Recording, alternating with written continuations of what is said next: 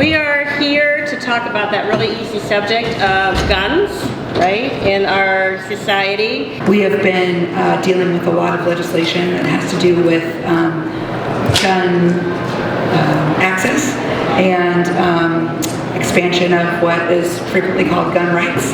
I wanted to kind of give you an update on where things stand right now and what is out there. First of all, I wanted to remind everyone that there was a constitutional amendment passed last session, this General Assembly, that would have added strict scrutiny, language to the Constitution of Iowa. It says that Iowans have a right to bear arms, and it uses a strict scrutiny standard to put all laws up against. It is a higher standard than the U.S. Constitution. Last year, Democrats proposed mirroring the language from the U.S. Constitution, Second Amendment, to add to the Iowa Constitution, and that was rejected, and what was passed in place was the strict scrutiny language.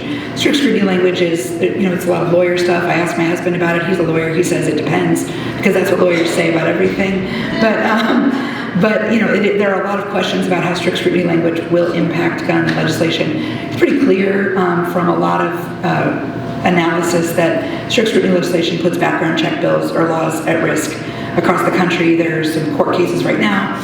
I should make clear that this is not current law. This was the bill that was to have it passed the General Assembly before this one, and this was to be the second vote on that legislation, that constitutional amendment, and then there was a mistake made by the Secretary of State, and so fortunately for us, this was the first vote on that issue. There will be another vote in the next General Assembly to address strict scrutiny, and if it passes both chambers both times, it then goes to the voters.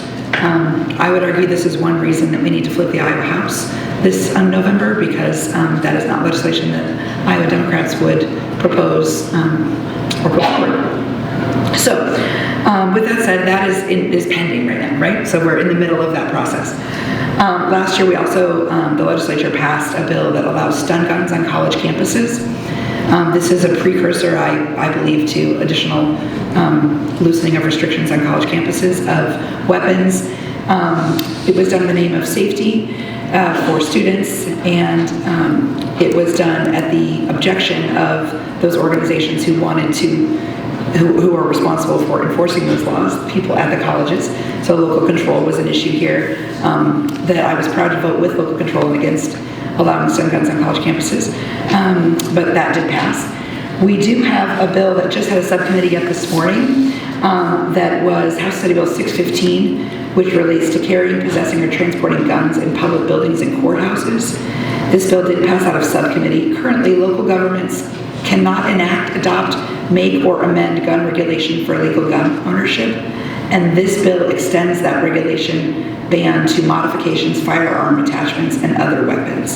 So this is not just prohibiting local governments from creating laws about guns, it's prohibiting local governments from creating laws about modifications to firearms. So that did pass out of subcommittee. It now goes to committee, and then if it passes out of committee, it goes to the floor in the House. So that's kind of where things stand. We've not seen other things yet. I know the Senate has several things going on. We don't know what will come to us in the House. Gun safety, common sense gun reform, common sense gun regulations are critical to the voters of my district. We are proud to talk about this in my district. It is common sense, and this is the kind of thing that we can find common ground on, and my voters and I see that this is a step, many of these are a step too far. So I will tell you that this is not the kind of thing that maybe we would have talked about in Clive 4 20 years ago, before the precinct of Clive, but now it's something that I'm hearing from parents and grandparents and concerned citizens all the time they want to address.